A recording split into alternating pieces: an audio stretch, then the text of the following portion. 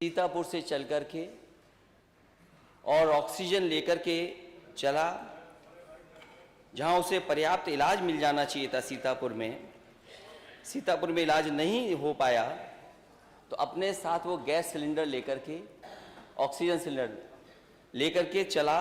उसे लगा कि लखनऊ में आकर के उसके बच्चे का इलाज हो जाएगा।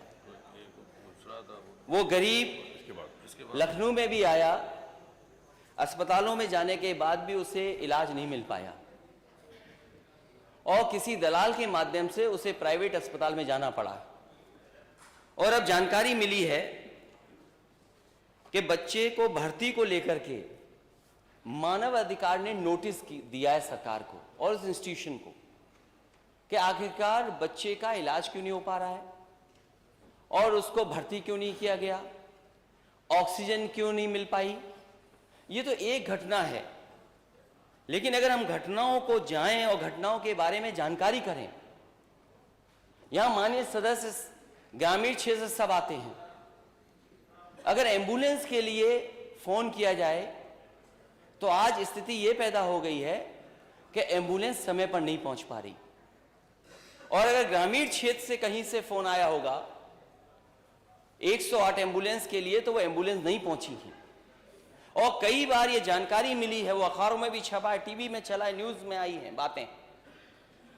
एम्बुलेंस तब मिली है जब कुछ उस पर पैसा वसूल लिया गया है, और अगर मरीज पैसा नहीं दे पाया है तो उसको वहीं उतार दिया गया। ये 108 सुविधा और 102 सुविधा इसलिए उत्तर प्रदेश में चलाई गई थी और समाजवादी सरकार में शुरू की गई थी कि कम से कम ग्रामीण क्षेत्र में जो लोग दूर दराज में हैं और गरीब हैं, उनके पास इंतजाम नहीं अस्पताल पहुंचने का, वो फोन मिलाएं, जल्दी से जल्दी एम्बुलेंस आए और वो अपने इलाज करा सकें। पहले तो एम्बुलेंस नहीं आ रही है, एम्बुलेंस अगर आ भी जाए तो अस्पताल पहुंच करके इलाज नहीं है वहां पर, क्योंकि पर्याप्त डॉक्टर नहीं है। डॉक्टर किस समय आएंगे ये भी जानकारी नहीं है। अगर इलाज के लिए डॉक्टर मिल गए, पर्चा बन गया, देख लिया डॉक्टर ने, तो जांच के लिए कहां जाए, और बिना जांच के क्या इलाज होगा। अगर उसकी जांच नहीं होगी तो इलाज क्या होगा। एक्सरे के लिए, जांचों के लिए कोई इंतजाम नहीं सरकार के पास। और फिर दवाई का जहां संकट है, बड़े पैमाने पर संकट है। और इधर जो खबरें आई हैं अखबारों की, मैं जिक्र नहीं करना चाहता हूं, लेकिन फिर भी जो जानकारियां मिली हैं, हमारे लोग मौके पर पहुंचे हैं।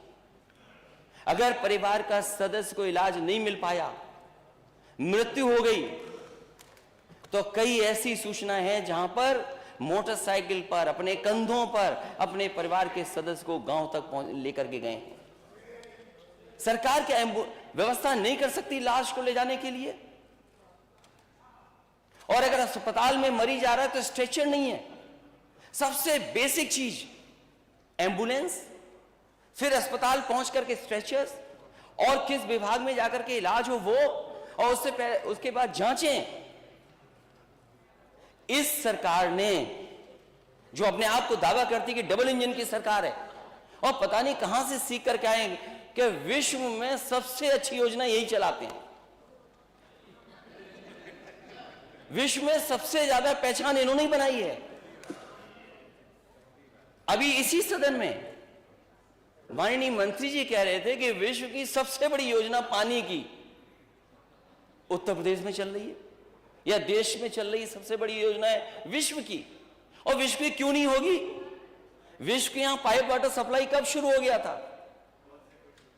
किस जमाने में पाइप वाटर सप्लाई था, और हर योजना इनकी विश्व वाली है।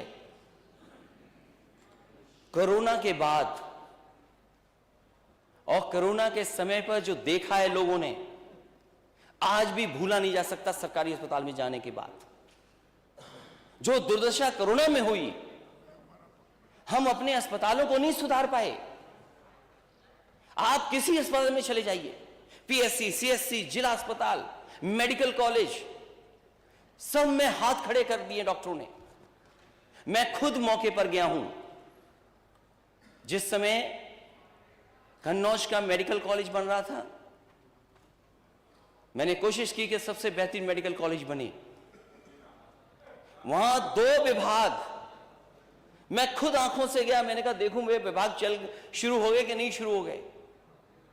जैसे ही मैं विभागों की तरफ बढ़ा तो मैंने कुत्ते ही कुत्ते देखे वहां पर, 1-2 नहीं 10-12 कुत्ते घूम रहे हैं। कार्डियोलॉजी डिपार्टमेंट में ताला है, आपके कैंसर डिपार्टमेंट में ताला है, दोनों में ताला है, दवाई है नहीं, मशीनें नहीं है।